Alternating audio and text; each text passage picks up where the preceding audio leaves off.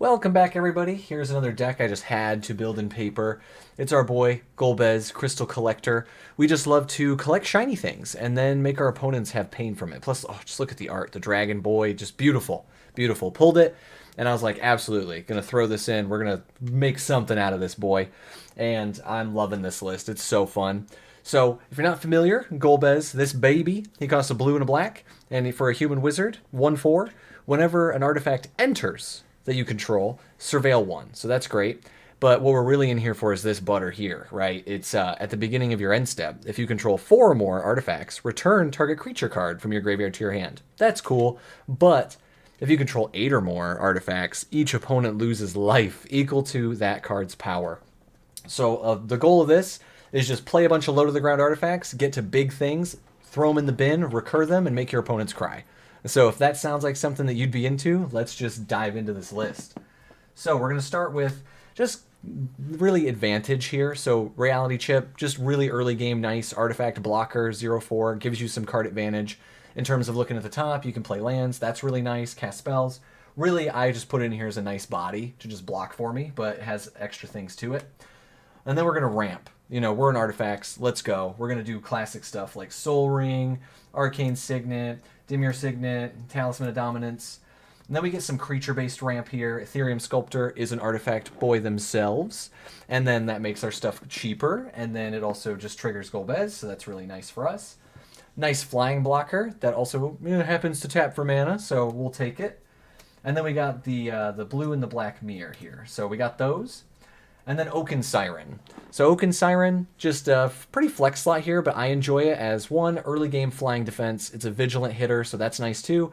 But really, it's also a dork, so it just has so many different typings that I liked it. The mana is restricted to only casting artifact spells or activating abilities from an artifact source. But, I mean, that's what we're doing, so it doesn't really matter to us. Riddlesmith. Now we're going to draw cards. We're going to just, drawing cards, that's the best thing we can do. Sucks he's not an artifact, but he's close enough. So whenever you cast an artifact spell, you can draw a card. If you do, discard a card. Well, I mean, that can really help later on when we get to our big bombs that we're just going to be thrown in the bin to recur and just watch opponents suffer. Vedelkin Archmage definitely is more of a high-end include, I would say. This card's just gotten so expensive, but, I would just swap in another artifact, discard, draw kind of synergy here. But if you have one, it fits in so good. It's also a removal magnet, that should be on it too, because people are like, should I kill the 2-cost commander, or should I blow up the 4-mana draw engine? So, but essentially, whenever you cast an artifact spell, draw a card. Very powerful. Baleful Strix, it's just a great artifact blocker. Flying Death Touch keeps people away from you, and then it replaces itself. So what more could we ask for in this beautiful bird? Rook Turret, love this. This was such a good include in this set, love it. Flying, which is great. And then whenever another artifact you control enters, you can draw if you do discard. So we love that. It triggers with entering instead of casting, which is just so powerful with this list. So we love that. Research Thief. Another artifact creature that helps us draw cards. What more could we really want? So whenever an artifact creature you control deals combat damage to a player, draw a card. Very easy, has flash, can be really interesting to just set that up, draw some cards. We love to see that. Thought Monitor, it's going to be so cheap. And our early game is really just deploy, deploy, deploy, and then reap the benefits with Golbez. So this thing just replaces cards, has affinity, can really just get down to 1 blue. Palantir, I've been struggling to find a spot. It's a good card, but like a lot of my lists, I'm just not running it. But in this deck, just so much synergy, right? On your end step, you put an influence counter on it, then you scry 2, and then target opponent may have you draw a card. If they don't, you mill X and damage them. And it has so many bombs in this list that just, either have total mana value that's high, and that's why their power's high, or there's so much synergy here, and it's an artifact. It's so fun to include here. Matoya, it came out in the same set. Clear synergy here, right? Whenever you scry or surveil, draw cards. It's so good. We love to see this one. Mystic Forge, we're in artifacts. It should be no surprise that we're forging that Mystic. So you can look at the top of your library anytime, cast the top card of your library if it's an artifact or a colorless non-land, and then you can control the top deck a little bit by paying a life and tapping it to exile. So just really nice card advantage here if we do stall out a little bit. Dig Through Time. we're going to be surveilling a lot. So, you know, you're going to surveil stuff that you don't want to recur back, or you're just going to have stuff in your bin that you don't really care that much about. So let's just dig it through time and let's turn it into card draw. Really nice with that delve. Dig through time's amazing. Same thing here with Treasure Cruise. Just get rid of some of that extra stuff in the bin that we don't care about, because we're going to be expending things maybe early game. We're just going to be throwing stuff into the bin to get that out of the way. Lightning Greaves. I've been cutting Lightning Greaves from a lot of lists unless the commander really just draws attention. And after someone plays against Golbez a few times, he's a removal magnet too. You know, it's not hard to get to 8 artifacts in this list, and then you're just draining people for 10, 11, 13 damage at a time. Can really hit hard. So it also being an artifact that provides protection to not only Golbez, but then maybe in the later game we need to start swinging, we can give that to those giant threats. So just so much synergy here, we got to put it in.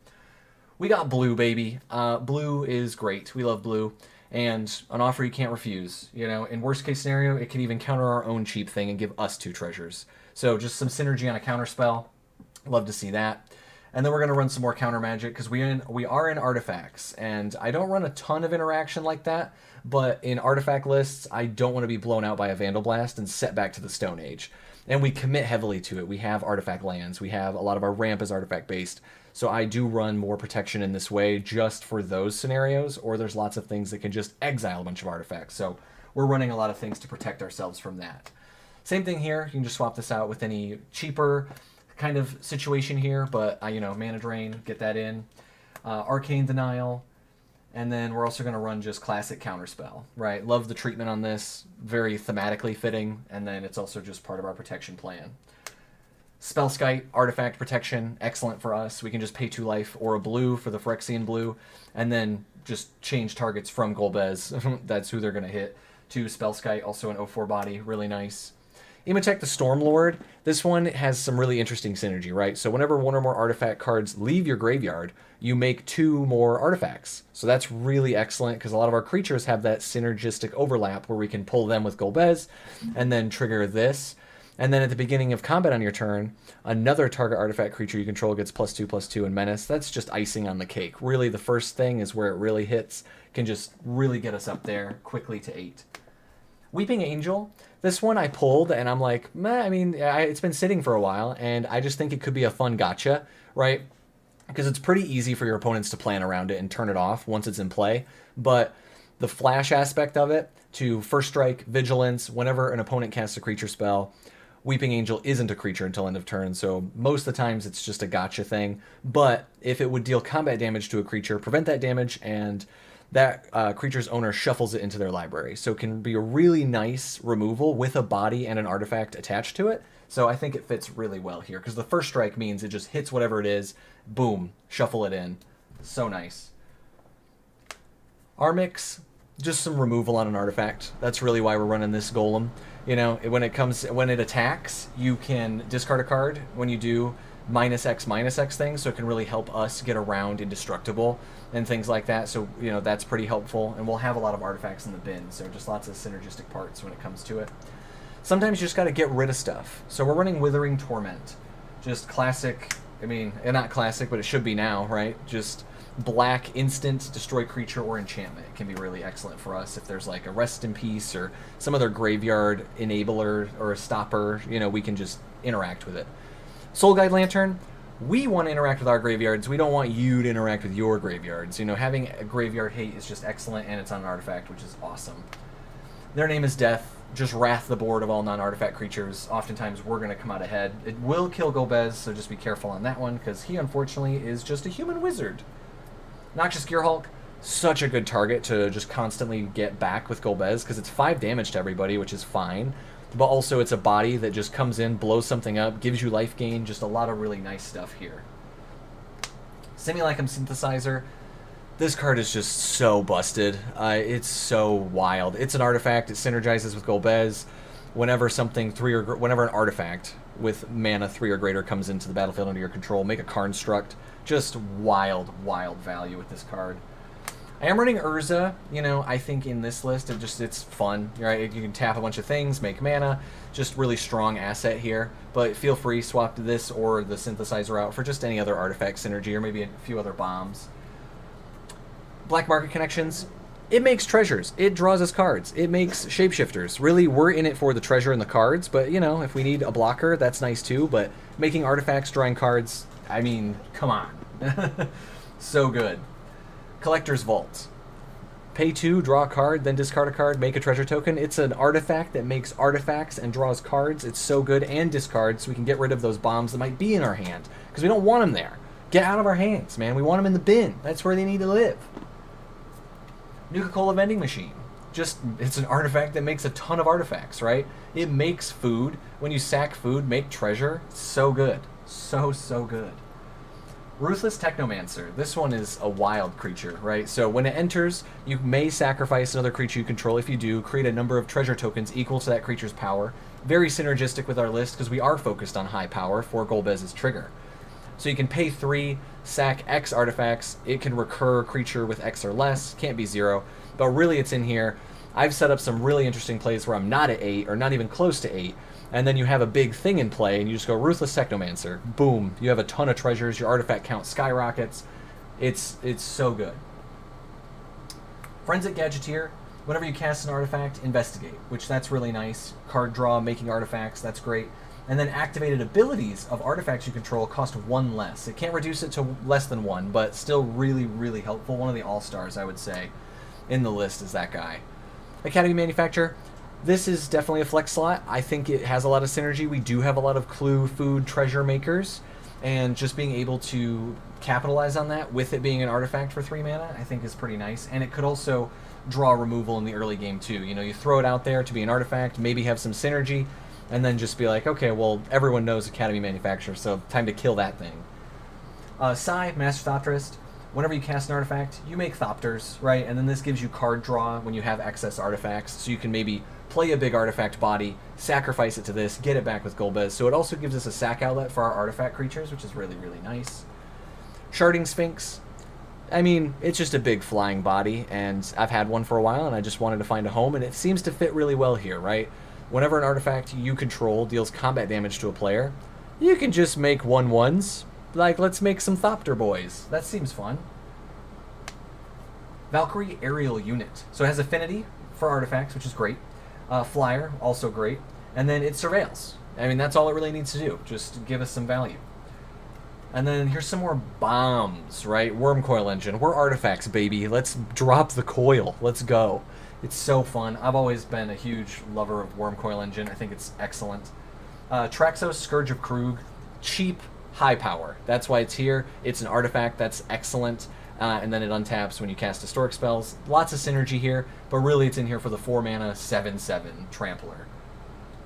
Metalwork Colossus. I mean, come on, right? It gets discounted by a ton, and then you can sack 2, bounce it back if you can't get it back with Golbez, but really it's in here to just come out cheap, and then when it dies, who cares? We'll get it back with Golbez, hit everybody for 10. Really, really nice. Ancient Stone Idol. Same thing here. It can come out flash speed, so it has utility, but the 12 there, that juicy 12, that's what we're after. Just loop this thing back, hit everybody for 12. Death Shadow. This one is excellent. This one is just so good, because you don't have to recur an artifact. It can just be any creature. If you control 4 more artifacts, return target creature from your graveyard. So you play Death Shadow when you have any life above 13. It'll kill itself, end step, return it back, rinse and repeat each turn. So much value here in Death Shadow. Troll of Khazad-dûm.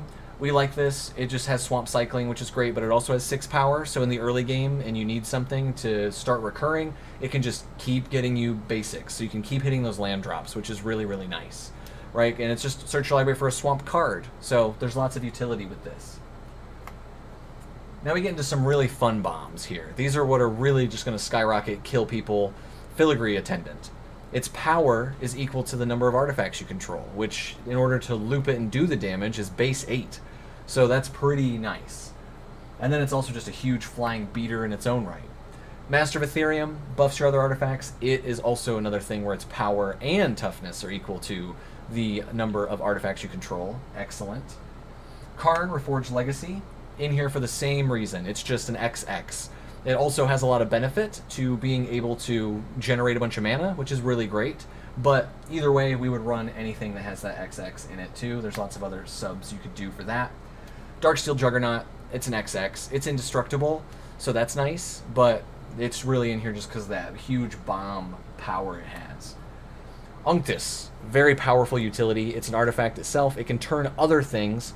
Until end of turn, target creature you control becomes a blue artifact, so it can make things artifacts that aren't artifacts, which is really, really useful for us. Draws us cards. Pretty cool. Gives artifacts a buff. For 3 mana, sign me up. Mirrored and Besieged. Really funny alt win con here, right? You pick Phyrexian at the beginning of your end step, draw a card, then discard.